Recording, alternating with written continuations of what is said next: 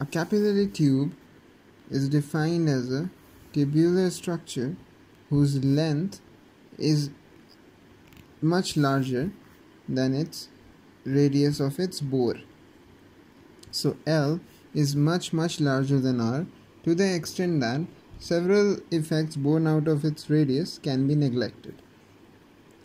A fluid filled in a capillary tube exhibits a rise higher than predicted by a pressure balance.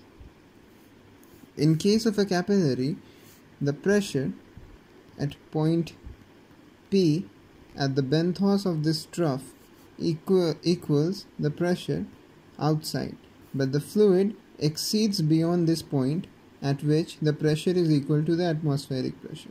This phenomena is termed as capillary rise, and this observation can be explained by the theoretical concept of two forces, cohesive force and the adhesive force.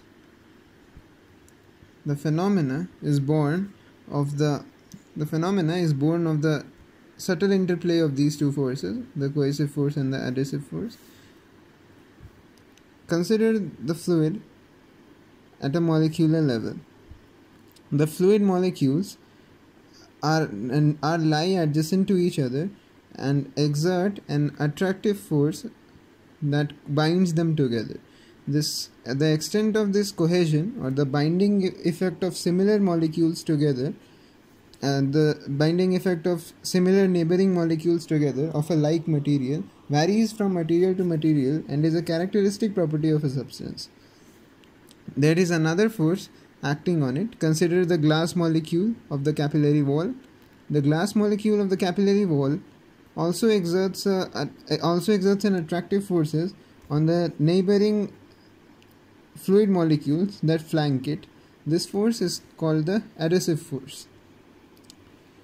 Now it depends upon the materials of both the fluid in the capillary and the material of which the capillary is made of that determines how high the fluid will rise and whether the meniscus will be a concave one or a convex one. When the cohesive force dominates the adhesive force, then the molecules of the fluid prefer to link to each other and maximize the surface area of internal contact and minimize the surface area of external contact. Hence, like molecules stay as close as possible and result in a convex meniscus.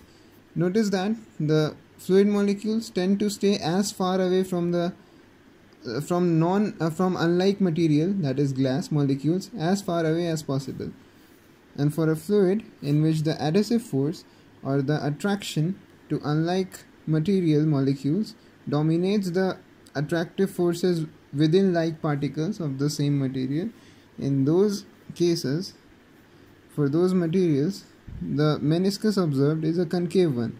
Notice that the particles of the fluid, the like particles, are spaced as far apart from each other as possible and as close to unlike particles as can be achieved.